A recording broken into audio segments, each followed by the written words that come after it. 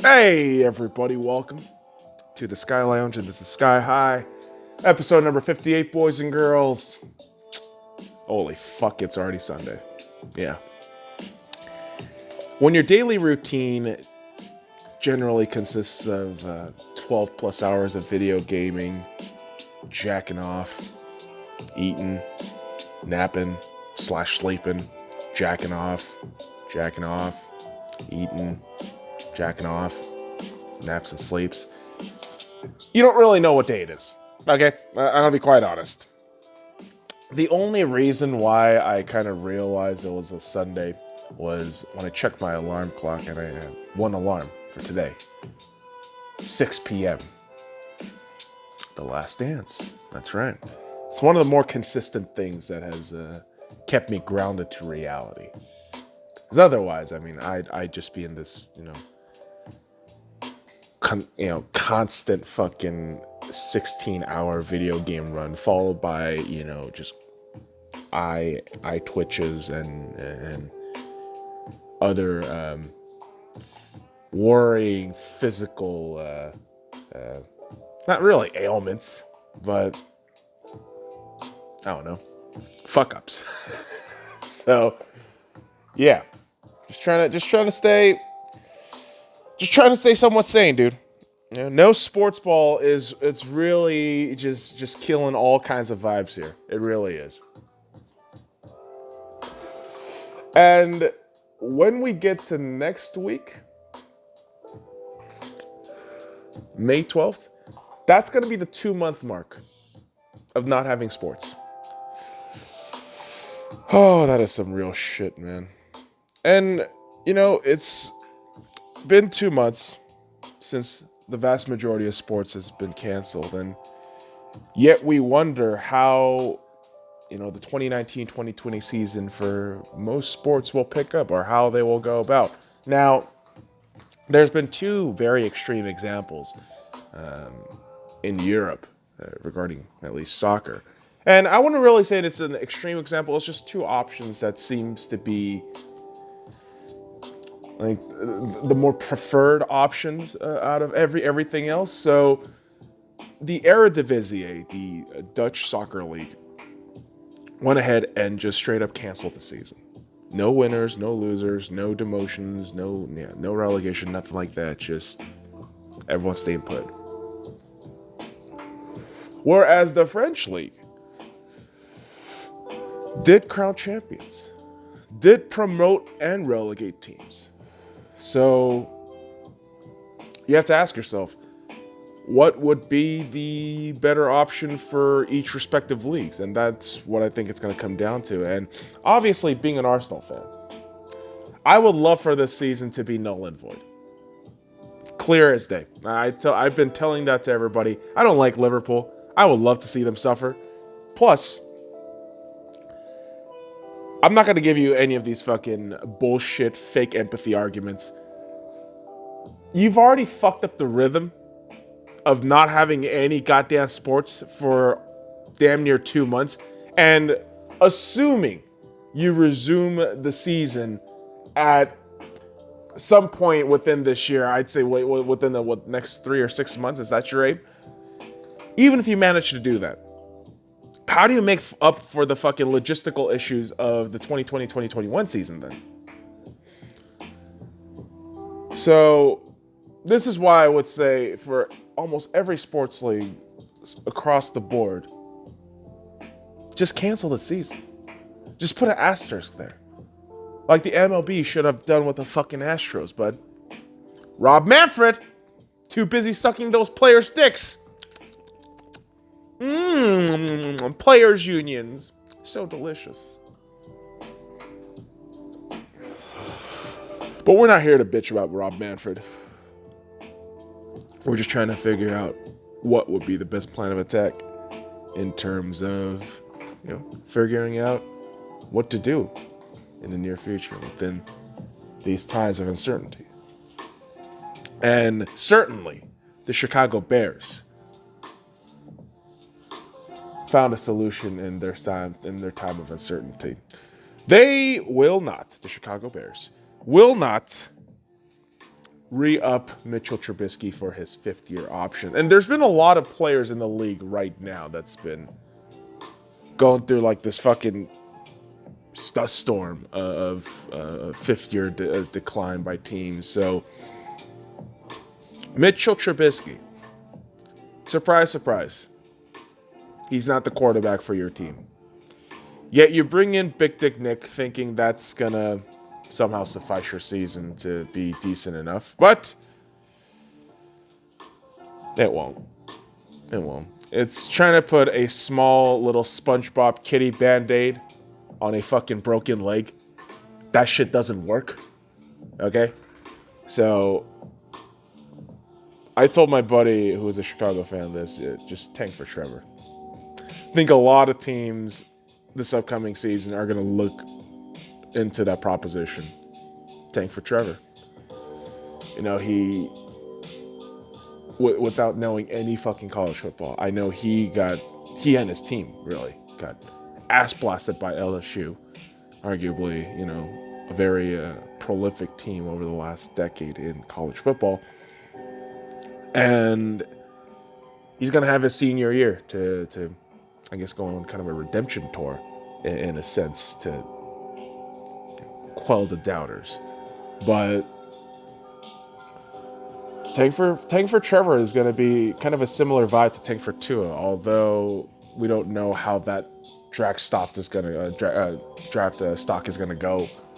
So we'll see, man. We'll see. It's a lot of these uncertain propositions and uncertain things that keeps us awake at night. Right? Will the world be open tomorrow? Will we finally get back to gym? Will Dak Prescott ever be paid in equitable fucking sums of money for his services? Well, the answer is clearly no, because Jared Jones struck. That's right, boys and girls. My boy Jared Jones. Yeah, I'll tell you. He had to sign the red rifle and bring him to the heart of Texas. And just got to win ball games with Mike McCarthy. And it's imperative that we get this deal done. Well, motherfucker, why don't you just fucking sign Dak, your franchise quarterback? This fucking mind game shit you're doing since the Super Bowl is embarrassing, Jerry. Now, listen, let's also be real. Because that's what I like to do here. We're kind of in that hypocrisy and try to find the truth.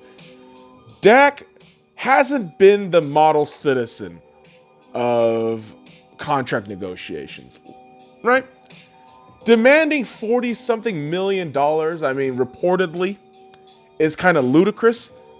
But if you told me, hey, Dak, an annual fucking average value salary at $30 million for 4 years, $120 million contract, I wouldn't mind him getting that deal. I think that's a great idea. But it's just a battle of two huge egos, and obviously the bigger fucking ego right now is obviously Jerry. He's been cultivating that ego for 30 fucking years now. So, is it a good move on the Cowboys? Yes. On paper, absolutely. This is a great move. You got Andy Dalton, who is a very, very serviceable quarterback. And I'll tell you, 1 year, $7 million, that's jump change for what you're potentially getting in Andy Dalton, who can, I would imagine, give you 2-3 wins down the road. Well, maybe not on the road, but still, it helps out. It does. But boy, oh boy, you are really just disrespecting Dak here, and especially when he just lost his brother, dude. Come on, man. And I know. I tell people stop with the fake sympathy shit, and I sound like I'm full of fake sympathy and fake empathy, but with players I will defend them flat out. I have told people, as much as, you know, Dallas Cowboys and their individual players get berated by the NFL fans. I find Dallas a very charming city. I loved my time when I was at AT&T Stadium a couple years back. And I think Dak is a wonderful quarterback. Does he have all the skills of top tier quarterbacks? Hell no. Hell no. Dak has so many flaws and blemishes. It's absolutely apparent when you're watching any sort of fucking game. But all the intangible stuff that I see from the guy, who very buttoned down, proper, family dude, doesn't really have any crazy ass dramas. Well, except this whole contract issue. And it just seems like a really solid leader to have in the locker room. I give a money to a guy like that. If I'm Jerry Jones, I'm signing Dak to a nice, crispy contract. And I'll tell you, that's going to go nice with CeeDee Lamb. CeeDee Lamb. Such a good fucking pick for them.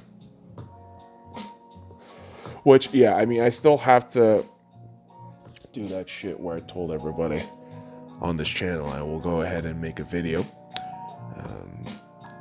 Kind of putting my take on what I feel next season's results will be based on free agency and the draft.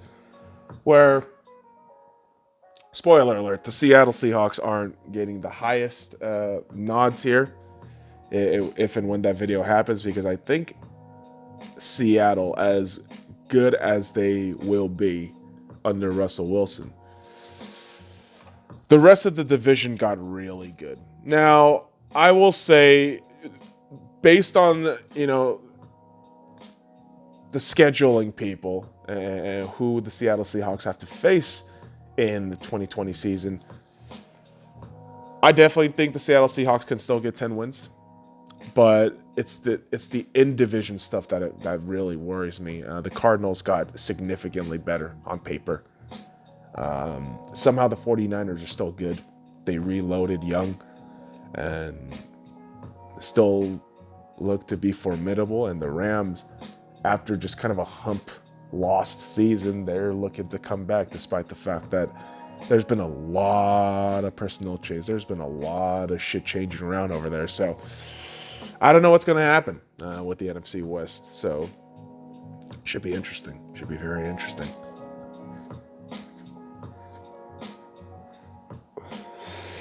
Yet we are still stuck here in the quarantine, figuring out when the fuck shit's going to go back to normal. Maybe one day. Maybe one day in June or July. That's what I'm hoping to imagine. But at least tonight, I mean, we got The Last Dance, episode 5 and 6 popping up. Tomorrow is May 4th, Star Wars Day.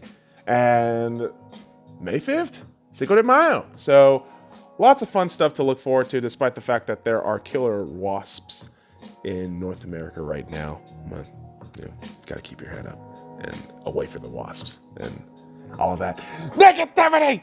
So, boys and girls,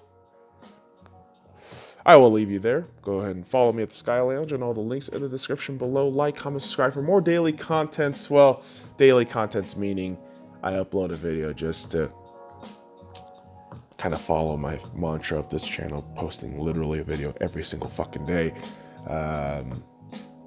Yeah. Something new every day. So, till then, fuck off.